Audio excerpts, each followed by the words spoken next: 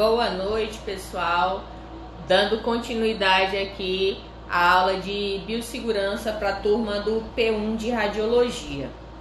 Então, tive que encerrar a live anterior devido ao tempo, de live, que ele só permite 1 hora. Então, aguardar um pouquinho os alunos entrarem novamente para a gente poder dar continuidade. Quem não havia colocado o nome, tá? Por favor, coloca o nome agora, nome e sobrenome, para eu poder fazer a frequência da aula de vocês, certo? Esperar um pouquinho, só tem 2 pessoas online, acompanhando. Quando o pessoal entrar, aí eu vou tecer os comentários sobre o vídeo, tá bom? Só aguardar um pouquinho.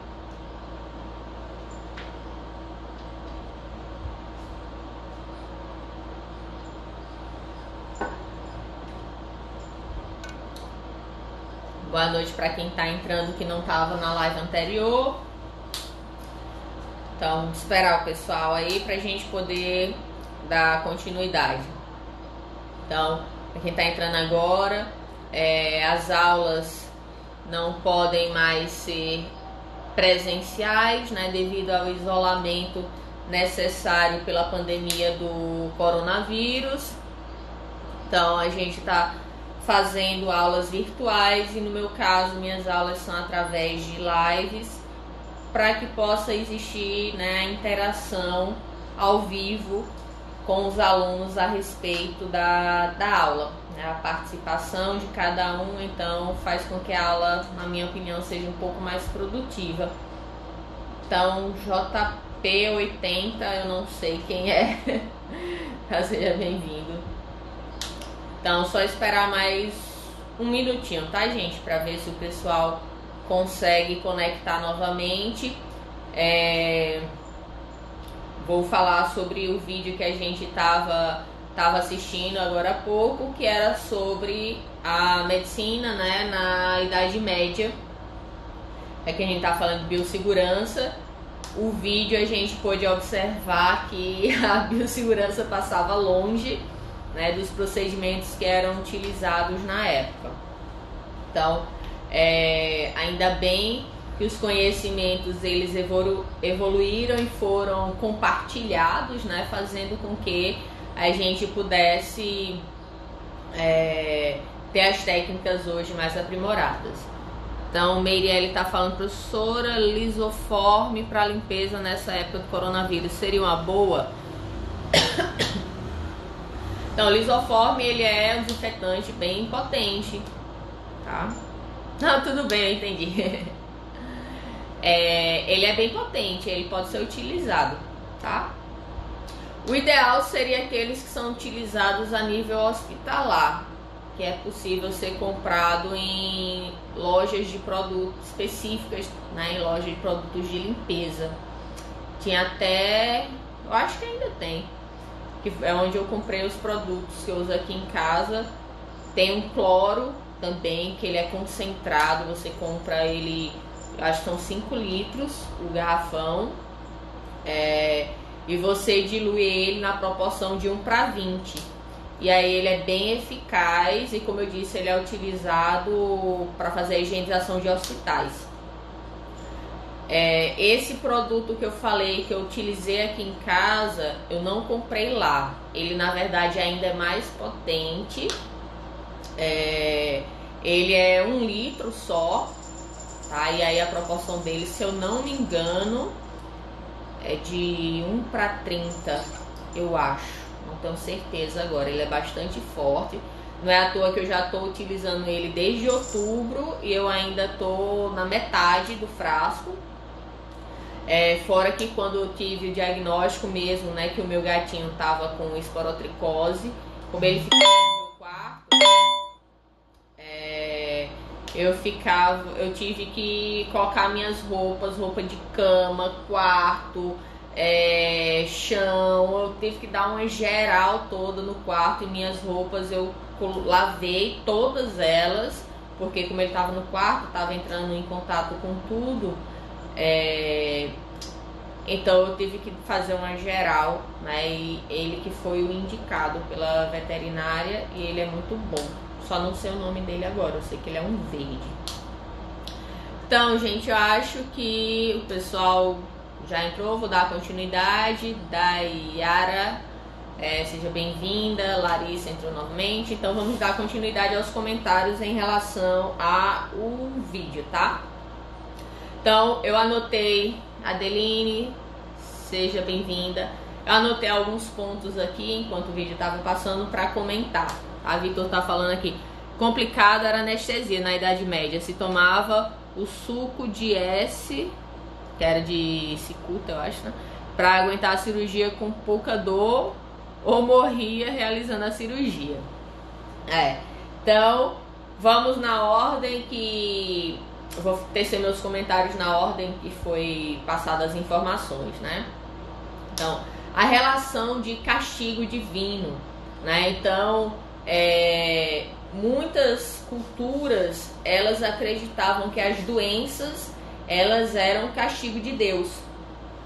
Até hoje a gente ainda tem uma dificuldade muito grande de trabalhar com a saúde, né, na prevenção, tratamento e cura de algumas doenças, porque justamente se acreditam que ali foi Deus que mandou e não que existe um agente, né, etiológico causador daquela doença. Clívia, boa noite, seja bem-vinda. Então, é complicado quando se tem, né, essa parte cultural muito forte que acaba comprometendo hoje em dia ainda, né, o tratamento das doenças. Então, como eu estava dizendo, né, muitos usavam, né, de que era o castigo divino e que teria que aceitar, né? Então que aquele indivíduo ele fez alguma coisa e que Deus estava castigando ou castigando-a por causa disso. E aí tinham que pagar penitência, só que imagina, a pessoa já doente, né, e ainda tendo que pagar penitência, e é lógico que dependendo da doença, muitos casos se agravavam e a pessoa acabava morrendo, e era aceitado daquela forma, porque dizia que aquela pessoa deveria ter cometido, né, algo muito grave, e Deus acabou castigando aquela pessoa, né, e aí, como ela não conseguiu ter a redenção, Deus a levou, vamos dizer assim, né? Boa noite, Tereza, seja bem-vinda. Uma outra coisa que foi falada no vídeo foi a questão da lepra, tá? Eu tô falando lepra porque foi o termo utilizado no vídeo, mas hoje em dia o termo correto é hanseníase, tá, gente? Existe um estigma muito grande, né, onde antigamente se falava dos leprosários, chamava as pessoas que tinham hanseníase de leprosos e deixavam aquelas pessoas isoladas, muitas vezes sem tratamento, e aquelas pessoas acabavam morrendo. Então, hoje em dia, para acabar com a questão do estigma, o termo correto a ser utilizado é hanseníase, né? Então, foi feito um decreto onde o termo lepra não deve mais ser utilizado. Hoje em dia tem tratamento e cura, só que a questão da cura ela é lenta, tá? O tratamento é muito extenso, ele é devagar e muitas pessoas acabam não cumprindo o tratamento até o fim. E aí o bacilo, né, que no caso é uma bactéria, conhecido como bacilo de Koch. Então a bactéria ela acaba, pela pessoa não ter feito o tratamento correto, os sintomas acabam voltando com o tempo e a hanseníase ela, né, causa sequelas, deformidades ali e a pessoa pode vir a óbito. Então, mas como eu falei, tem cura, tem tratamento, só que é necessário que vocês façam o tratamento correto. As doses do tratamento ela é disponibilizada pelo SUS. A hanseníase, sim, deixa sequelas, sim. só Marta está complementando aqui, né? As pessoas que foram curadas, dependendo do avanço que a doença teve, como por exemplo dedos em garras, que é uma das características da doença, quando ela for curada aquilo não vai voltar, já que a hanseníase ela afeta os nervos periféricos, tá? Então, no caso da hanseníase, deixa eu ver qual era o raciocínio que eu tava. Sim, o tratamento. Então, o tratamento ele é disponibilizado pelo SUS, quando a pessoa é diagnosticada, ela recebe a medicação e tem a medicação mensal que é chamada de dosagem supervisionada. Então, por mês, a pessoa tem que ir ao serviço de saúde e receber a dosagem, as cartelas, né, dos comprimidos, que é a união de 2 ou 3 medicações, vai depender do tipo da hanseníase que a pessoa tiver. E aí, não é dada a dosagem toda que ela precisa tomar, e sim mensal. Boa noite, Lenildo, seja bem-vinda, coordenadora de enfermagem. Então, no caso da hanseníase, ele não é dado toda a dosagem que o paciente precisa para todo o tratamento, justamente porque muitas pessoas elas não fazem o tratamento todo, e aí é necessário a dosagem supervisionada. Então, a pessoa, para dar continuidade ao tratamento, ela tem que ir ao serviço de saúde, e a dosagem supervisionada é justamente a dosagem que ela vai ter que tomar na frente do profissional de saúde que vai estar ali acompanhando aquele paciente. E aí ele recebe toda a medicação para aquele mês que ele vai ter que estar tomando em casa. Então, como eu falei, muitas pessoas elas acabam não fazendo o tratamento correto. Quem pagou microbiologia comigo, né, foi explicado mais detalhado isso, mas só abrindo um parênteses aqui. Então, essa dosagem supervisionada muitas vezes é a única dosagem que a pessoa toma. E aí, lógico, o tratamento ele não vai ser eficaz. Tentando estimular, vamos dizer assim, as pessoas a irem pegar a medicação, né, e tomarem pelo menos a dose supervisionada. Então, foi feito não sei como é que chama agora, não uma campanha, uma estratégia, tá? Que seria a pessoa que vai receber a dosagem, né, vai pegar a medicação, ela recebe uma cesta básica. E aí, como uma forma de incentivo, mas como eu disse, infelizmente a pessoa vai lá, recebe a dose supervisionada, pega a cesta básica, pega a medicação, mas não faz o tratamento em casa. Gabriela Oliveira, seja bem-vinda à aula, boa noite. Lembrando, gente, quem for da turma de radiologia, por favor, colocar o nome aqui, tá? Nome e sobrenome para eu saber quem que está acompanhando a aula. Então, só abrir esse parênteses em relação à hanseníase, porque ainda é um problema, né? A Organização Mundial de Saúde, ela tem um programa para erradicação da hanseníase. Aqui no Brasil,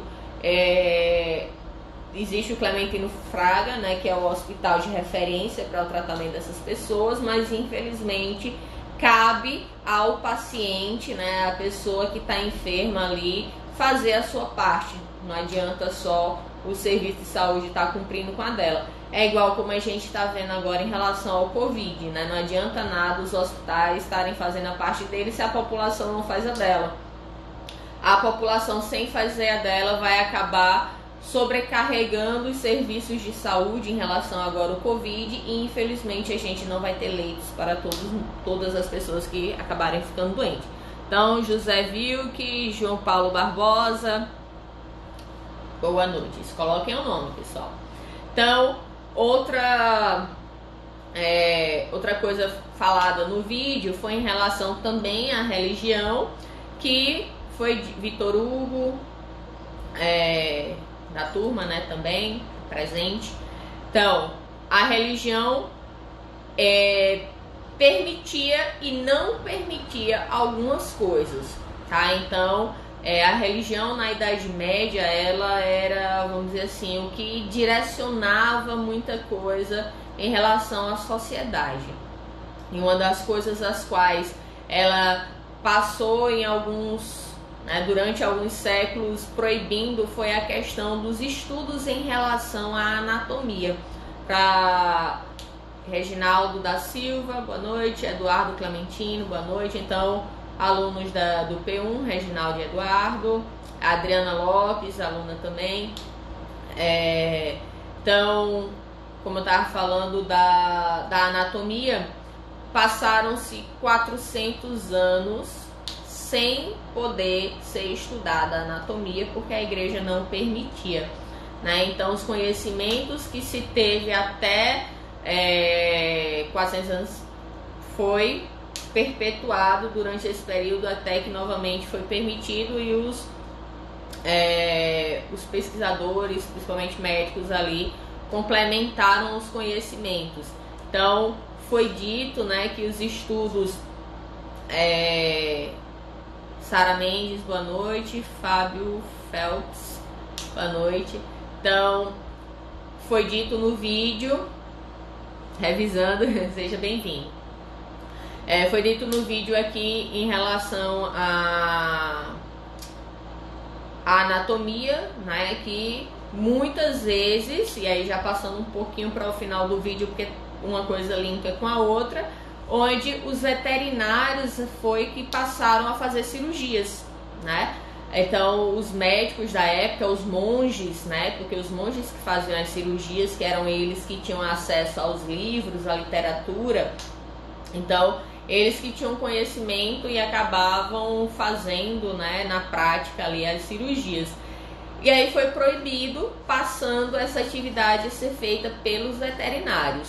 Só que todos sabemos, né, que a anatomia e fisiologia dos animais, por mais que se tivesse trabalhando ali com mamíferos como porcos, cavalos, né, os bovinos, caprinos, entre outros, todos somos mamíferos, mas nossa anatomia e fisiologia ela vai sofrer adequações para cada animal.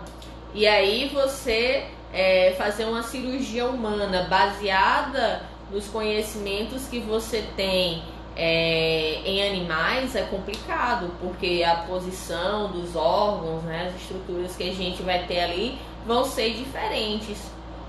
E aí acabava que algumas pessoas conseguiam sobreviver, já em compensação outras, né, acabavam sucumbindo ali durante a cirurgia. Então, Ana Laura e Thaís Nóbrega, boa noite, sejam bem-vindas à aula de biossegurança.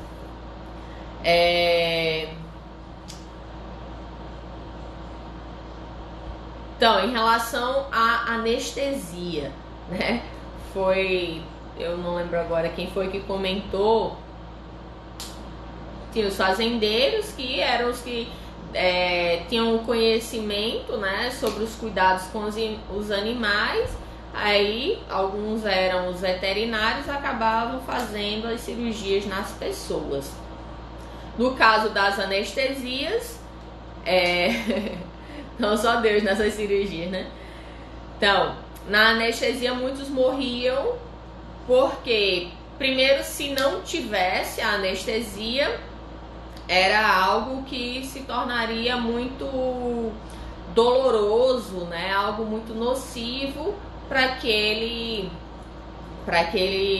paciente que estava ali sendo assistido por aqueles profissionais ali, né? E quando tentavam utilizar algo para dar anestesia, utilizavam substâncias, né, plantas ali que eram tóxicas, que eram nocivas, como a cicuta, e acabava causando a morte da pessoa pelo anestésico, né? Então a pessoa tomava ali aquele anestésico, abria a pessoa lá, a pessoa na verdade tinha morrido foi pelo anestésico e não pela própria cirurgia, se bem que dependendo da situação ia morrer pela cirurgia também, porque os conhecimentos ali eram diferentes, né, do que se tem hoje em dia.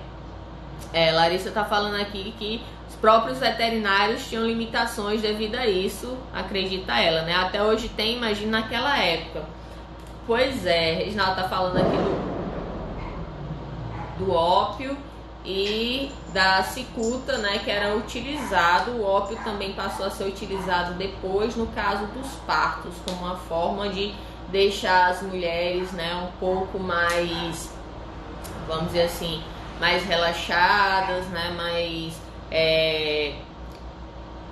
anestesiadas de certa forma, para poder colocar ali o seu filho, né, para fora no parto normal.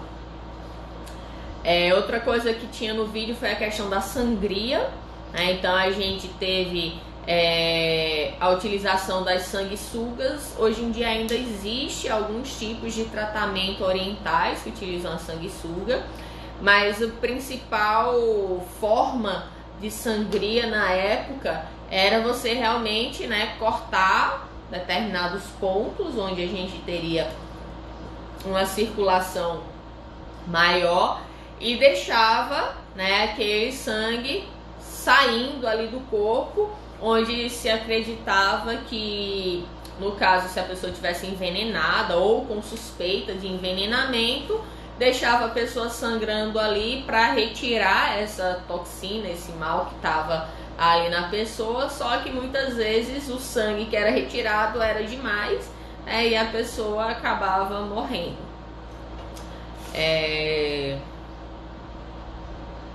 Então, no caso, continuando aqui, as parteiras que desenvolveram técnicas para diminuir as dores, né? Então, os partos, na época, muitas vezes a mulher só conseguia ter um filho mesmo porque ela morria durante o parto.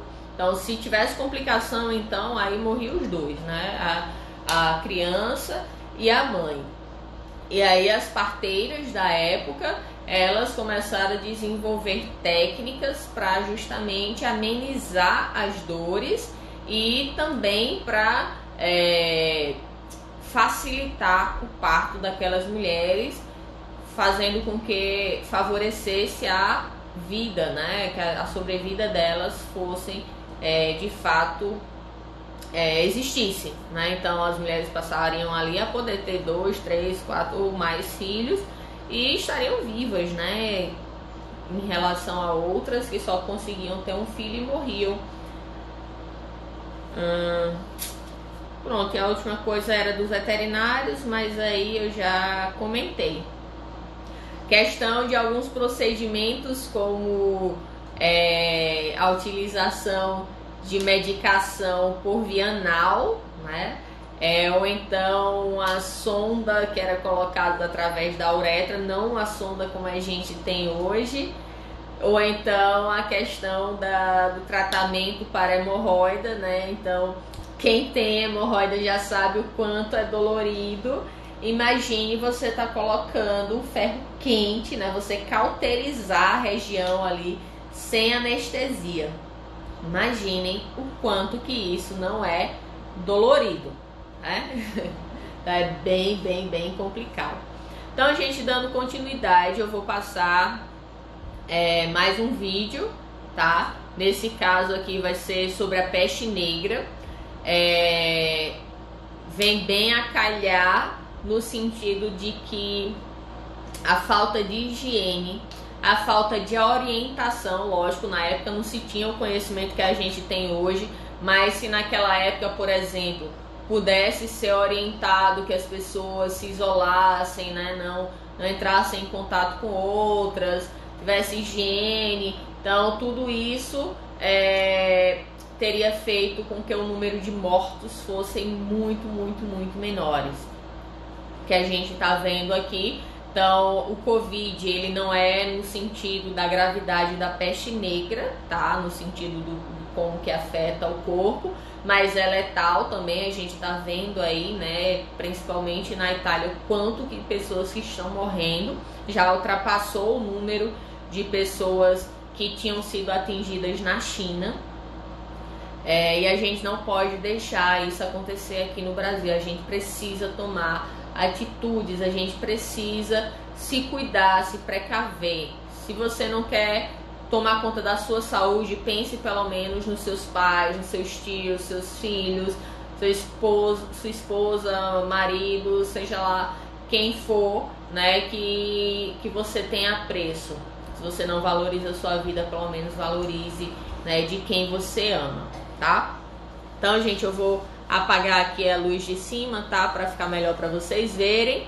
E aí, prestem atenção nos dados, tá? No número de pessoas que morreram naquela época, que realmente, né, o nome peste é porque se alastrou, né, por boa parte, dizimou boa parte da Europa. Começou na China, ali na parte da Ásia, na verdade, e aí pelos navios, né, então acabou chegando na Europa e se espalhou lá.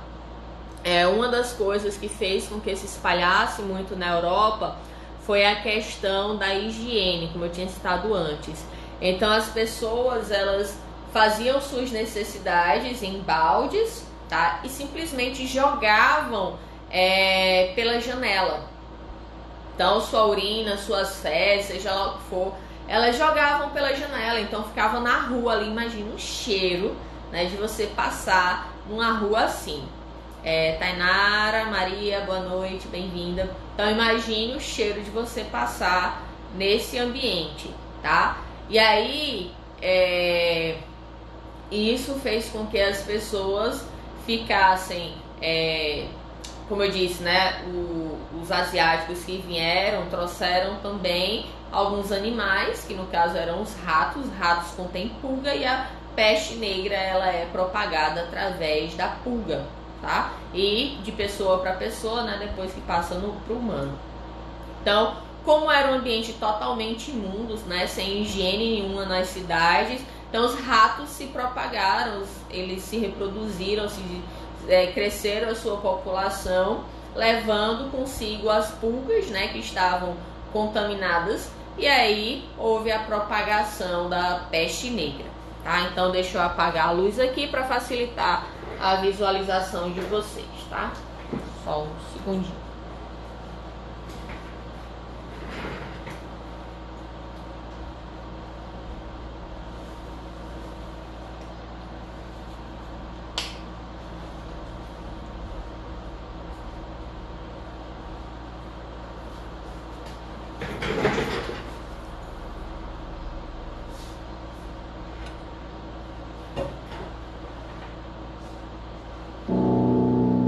As duas guerras mundiais aconteceram no século passado, no século XX.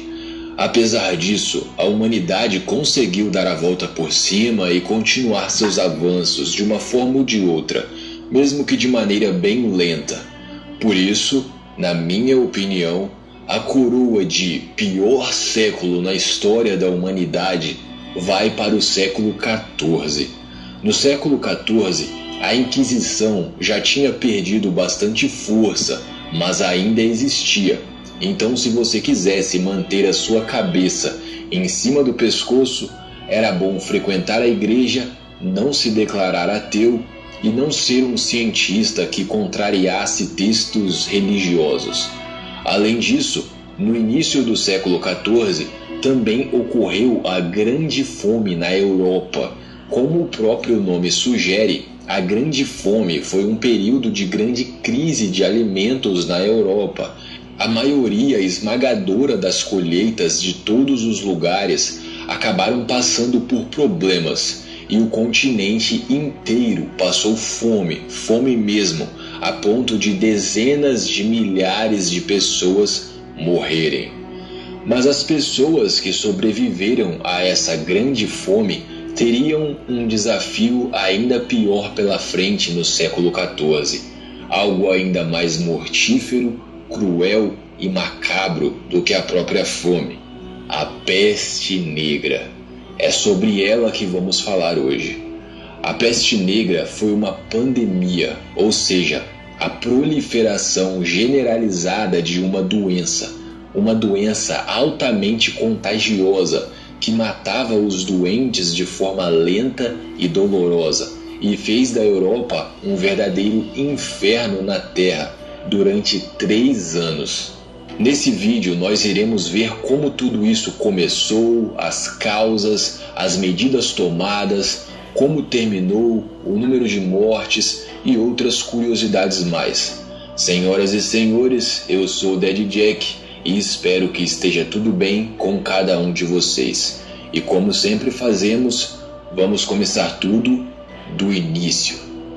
A peste negra era uma doença que já existia no Oriente, mais especificamente na China e na Índia.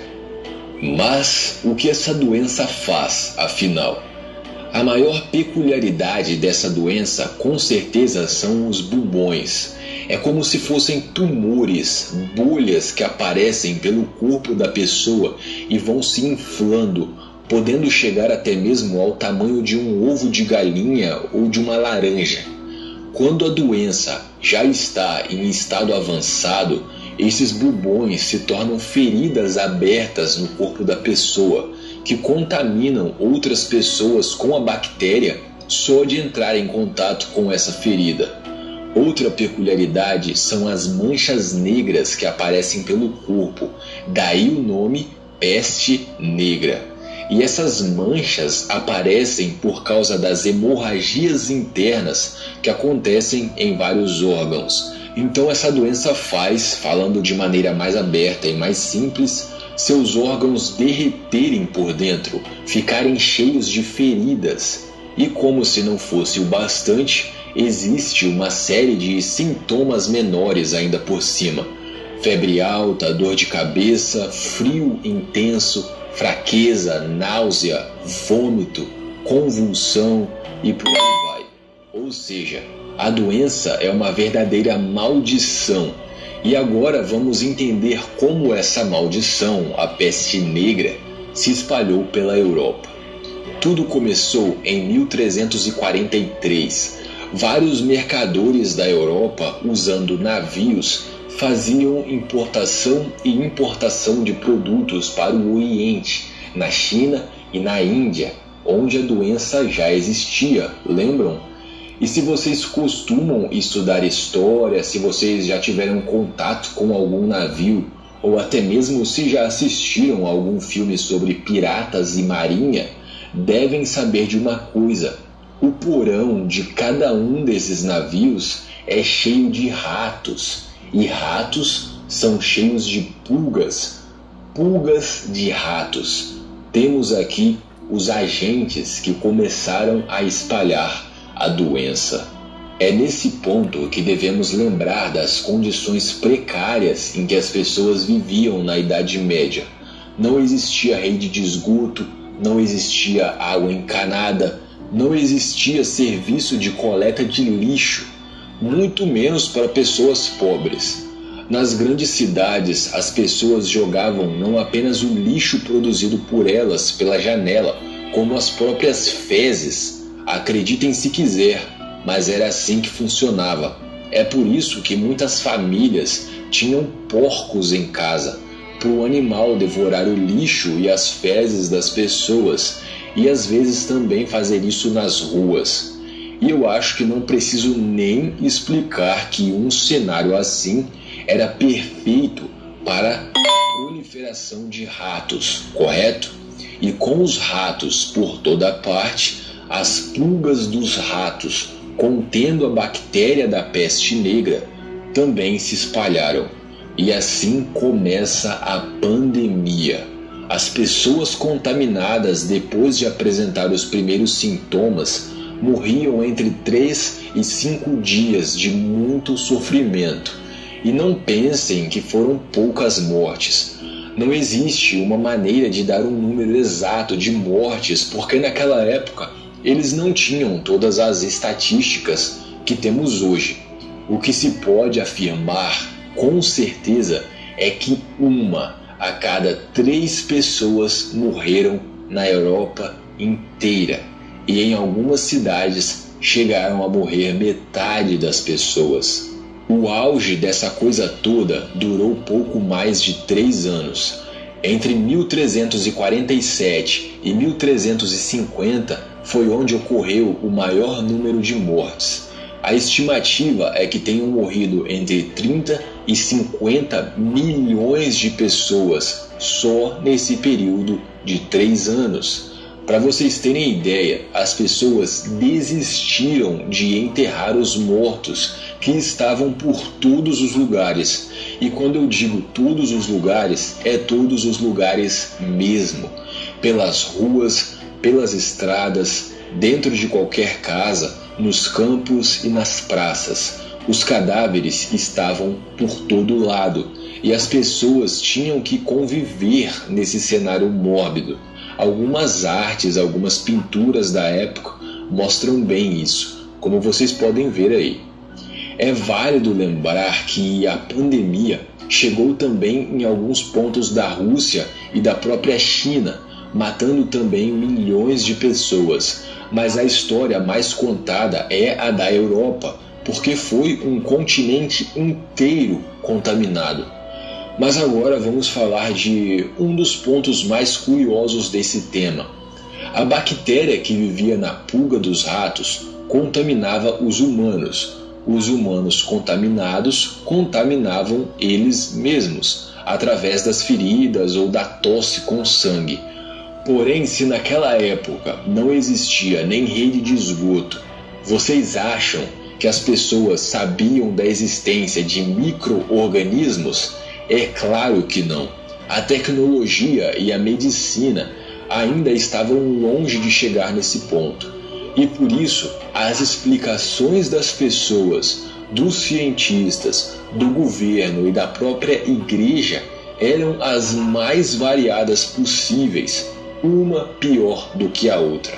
Na época, que ainda era a Idade Média, a Europa inteira ainda era dominada pela Igreja Católica e judeus eram tratados como escória da sociedade. E houveram pessoas e alguns religiosos que botaram nos judeus a culpa da peste negra estar acontecendo, dizendo que tinham envenenado o mundo inteiro com a sua mera existência. Alguns homens da ciência diziam que não sabiam explicar, mas relacionavam o surgimento da praga com o alinhamento de alguns planetas.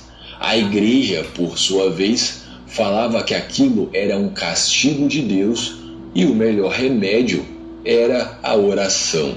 As pessoas mais sensatas, mesmo estando erradas, eram as pessoas que botavam a culpa no miasma. Miasma é o cheiro podre, é o ar contaminado por coisas em decomposição.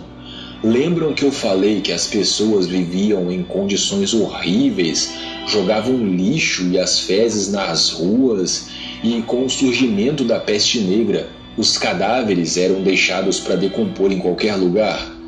Óbvio que o cheiro que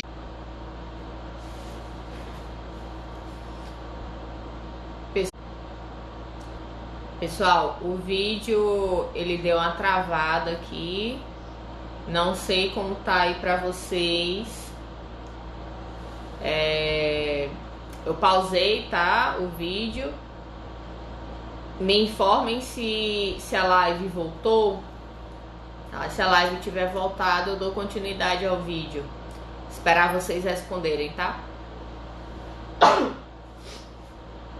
Aguardando aqui. Deu uma travada aqui na minha internet. Tava travando pra vocês, pra mim só travou agora, mas tá ok já, tá? Então, beleza, dá continuidade. Deixa eu ver aqui, ó.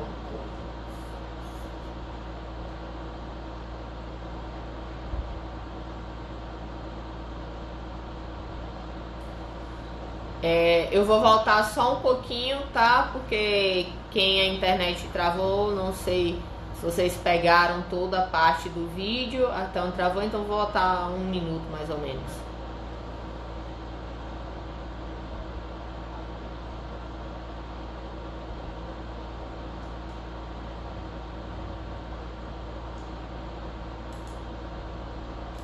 podre é o ar contaminado por coisas em decomposição. Lembram que eu falei que as pessoas viviam em condições horríveis, jogavam lixo e as fezes nas ruas, e com o surgimento da peste negra, os cadáveres eram deixados para decompor em qualquer lugar? Óbvio que o cheiro, que já era horrível, ficou ainda pior. E algumas pessoas acreditavam que esse miasma era o causador da peste e que ela se espalhava pelo ar dessa forma. E foi assim que surgiram os famosos médicos da praga, ou os doutores da praga. Essas pessoas vestidas inteiramente de preto, usando um chapéu ou um gorro cobrindo a cabeça, e máscaras que lembram muito o bico de uma ave cobrindo o rosto. Alguns também carregavam uma maleta e tal. Eles de fato têm uma aparência, uma estética bem misteriosa. Eu gosto bastante do visual deles, mas a boa da verdade é que eles eram inúteis. Como eu disse para vocês, eles acreditavam que a doença se espalhava pelo ar, e não é bem assim. Dentro dessa máscara, dentro do bico da máscara, eles colocavam várias ervas aromáticas e até mesmo perfumes para se livrar do cheiro do miasma. E muitos acabavam entrando em contato de qualquer forma com as pessoas contaminadas e acabavam morrendo também. Sem falar que não existia nada, simplesmente nada a fazer com uma pessoa contaminada na época. Eles não tinham a cura, por isso eles foram inúteis. Outro grupo bem peculiar que surgiu nessa época foi a Irmandade dos Flagelantes. Vocês com certeza já devem ter visto aquelas pessoas que ficam batendo nas próprias costas com tiras de couro para pagar pelos pecados e coisa e tal. Isso é um flagelo. E é exatamente isso que a Irmandade dos Flagelantes fazia. Acreditando nas palavras da igreja, essas pessoas acreditavam que Deus estava castigando o mundo pelos pecados. E eles viajavam pelas estradas, visitando os vilarejos e cidades, andando pelas ruas enquanto se feriam, batendo nas próprias costas com esses chicotes. Acho que não preciso nem dizer que esse ato de abrir feridas no próprio corpo só ajudava eles a se contaminarem de maneira mais fácil e, consequentemente, espalhavam a doença para outras cidades. Uma outra curiosidade, olhem só como o ser humano é que mesmo nesse período de tanta desgraça, algumas pequenas guerras entre impérios e coisas do tipo continuaram acontecendo, mesmo com um número bem reduzido de participantes. E os cadáveres, os corpos de pessoas que morreram pela peste negra, eram usados como arma.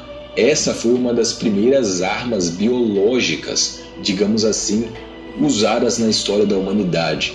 Os exércitos colocavam corpos dentro de catapultas e jogavam dentro das cidades que ainda não tinham sido contaminadas, e de pessoa em pessoa a doença ia se espalhando e o caos continuava. Agora, algo que deu muito certo para combater a peste negra foram as quarentenas. Algumas cidades que possuíam muralhas na época simplesmente fechavam seus portões e ninguém entrava e ninguém saía. E isso deu certo. Isso impedia a bactéria de chegar nas pessoas ou nos ratos da cidade. Porém, até quem fez essa coisa certa fez do jeito errado. Eles não trancaram os portões acreditando que isso evitaria pessoas contaminadas de entrar.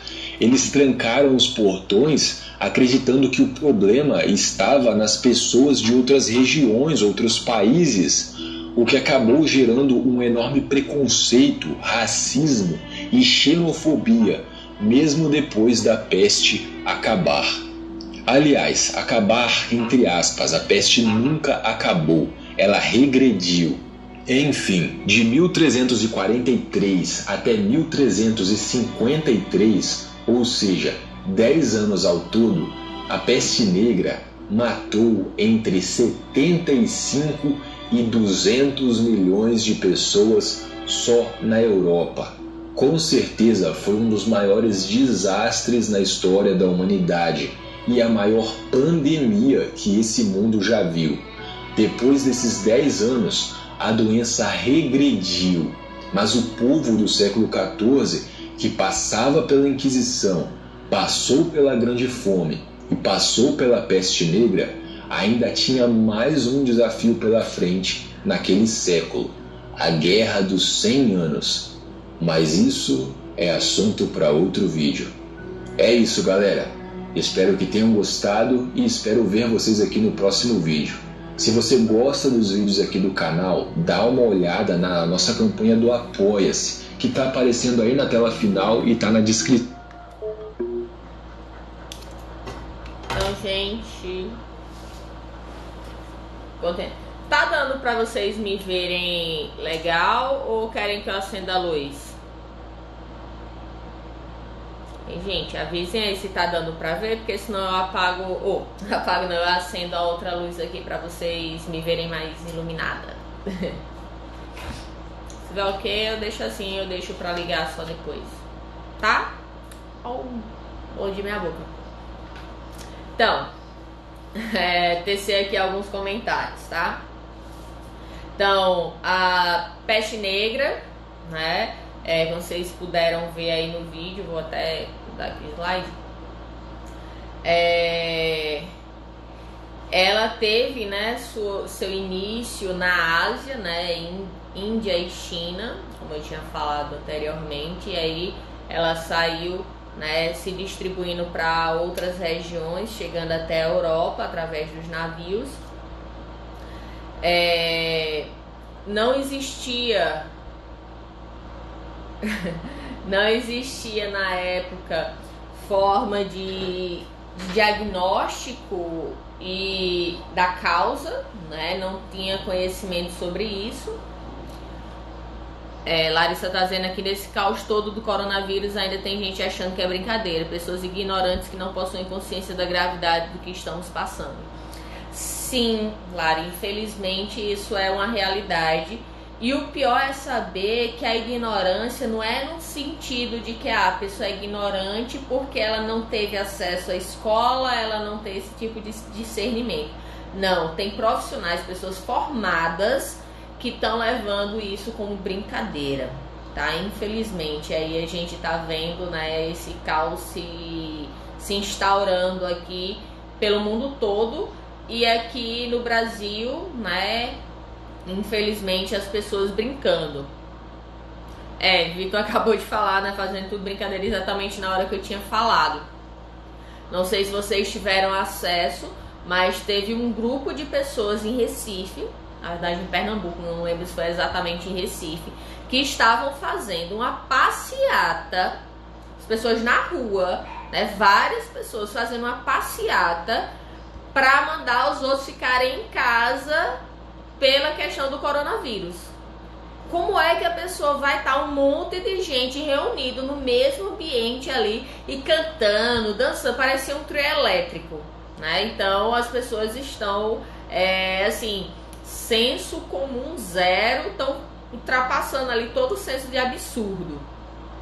Barzinhos lotados no bairro, Bia tá dizendo. Boa noite, Lu.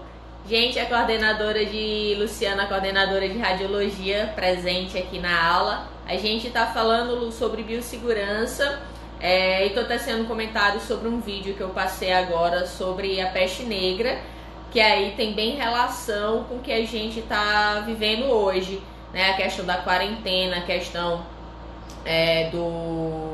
do diagnóstico, do tratamento, né? Que ainda a gente não tem, mas da questão de saber se a pessoa tá doente ou não. Eu tô tecendo os comentários sobre o vídeo agora. Então, na época, não tinha como saber qual era o agente causador da doença, né? O microscópio, ele só surgiu, o primeiro microscópio, em meados do século XV. E mesmo ele não tinha ainda a capacidade de poder identificar os micro-organismos. Então, Marta está dizendo que não estão vendo a gravidade desse vírus e por causa disso vamos entrar em colapso. Infelizmente, então, para que esse colapso não chegue até a gente, vamos ficar isolados, cada um em suas residências, não saiam se não for necessário. E quando sair, tenham os cuidados, né, que eu tinha falado no início da aula. Então, retornando aqui em relação ao microscópio, vocês estão vendo biologia básica, né, com a professora Ana Flávia, então ela já deve ter falado um pouquinho para vocês. E no caso, o microscópio ele foi um instrumento que ajudou, né, a gente identificar os micro-organismos, só que na época não existia. Então, Anton von Leeuwenhoek apenas no século XVII foi que foi que ele identificou, né, desenvolveu um microscópio capaz de visualizar, e ele foi o primeiro a identificar micro-organismos. Nádia tá dizendo recreio. já, tá, gente? A gente ainda tem, vou dar só mais 5 minutinhos de aula, tecendo os comentários aqui sobre o vídeo. E aí não se tinha conhecimento, então quando não se sabe quem causou, né, a doença, como é que você vai evitar? Se hoje em dia a gente já tem dificuldade em relação a isso, imagine na Idade Média como que não era, certo? Algumas pessoas comentaram aí em relação à culpa dos chineses. Gente, cuidado com a xenofobia, tá? Xenofobia é uma forma de preconceito, não vamos nessa linha. A doença ela poderia ter surgido em qualquer local. Inclusive aqui no Brasil a gente tá cheio de doença que leva para outros locais, certo? Então não vamos partir desse princípio, vamos respeitar todas as nações, tá? Que não é assim que a gente vai conseguir vencer qualquer tipo de doença, não. Não é acusando um país A, B ou C que vai resolver. A gente tem que fazer nossa parte e evitar que a doença chegue até a gente. E aí, trazendo a xenofobia para a época também, a gente tem a questão dos judeus, né, onde eles estavam sendo acusados de serem os culpados por aquele mal, por aquela doença que estava afligindo ali a Europa. E aí a gente tinha também a questão do miasma, né, que é o ar que estava extremamente poluído, no sentido, né, de que o esgoto estava ali a céu aberto. Na verdade, não esgoto no sentido que a gente conhece hoje, porque não existia rede de esgoto na época. Eu tô falando no sentido de que os excrementos, né, eles eram jogados nas ruas, e fora que com a doença se agravou, onde os corpos eles ficavam na rua. E aí com isso, eles acreditavam que a doença ela era transmitida pelo ar, né? E aí desenvolveram ali os médicos, né, ou doutores da peste, que é essa imagem, né, aqui atrás de mim, para vocês verem um pouquinho, né? Então, esses médicos, eles utilizavam essas, como se fosse um capacete, né, onde tinha ali ervas aromáticas para tentar, perfumes para tentar diminuir o mau cheiro, porque eles acreditavam que era através do ar que se contaminava, né, inalando. Só que aí eles protegiam a cabeça, mas entravam em contato com as pessoas, né, tocavam nas pessoas, então era totalmente ineficaz, e aí muitos, né, acabaram adquirindo a peste e também morreram. Outro ponto que é importante frisar foi a questão da Irmandade dos Flagelantes. Então, por questões religiosas, né, eles achavam que aquele mal era algo relacionado a Deus, e aí eles precisavam se flagelar, né, se machucar para tentar retirar aquele mal, aquele pecado deles. Só que com isso acabavam abrindo feridas nos seus próprios corpos, o que proporcionava o acesso ali da bactéria. E fora que, como eles iam, né, em grupos de cidade em cidade, então eles acabavam levando a doença para outras cidades. As guerras, né, infelizmente, mesmo nesse momento que estava lá na Idade Média ocorrendo a peste, elas não cessaram, e aí pegavam os corpos dessas pessoas doentes e jogavam, né, através de catapultas dentro ali das cidades, e aquelas cidades acabavam, né, tendo também o contágio da doença. A quarentena foi até comentado aqui, né, por Laninha. Então a quarentena foi uma estratégia onde se isolavam as cidades para que não tivessem contato. O problema hoje é a globalização. Então, se tivesse, né, iniciado na China e a gente não tivesse navios, aviões, né, que você pode estar indo de continente a continente, a dispersão seria muito mais lenta. Aqui na América, por exemplo, né, toda a América do Sul, do Norte, América Latina, ela não, América Central que diga, então a gente não teria tido contato, porque nosso continente ele é isolado.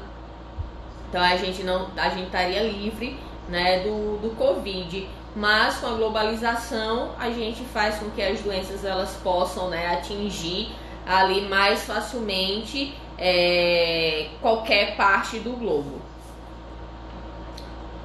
Então, em relação ao número de mortos, só para finalizar, a gente teve milhões de pessoas, né, morrendo em relação à peste negra.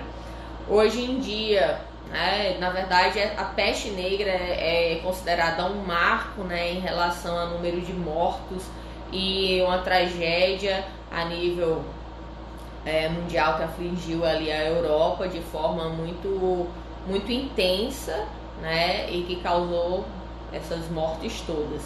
Então, gente, temos 3 minutos, tá? A gente vai ter um intervalo agora. Então, de 9 horas a gente retorna, tá?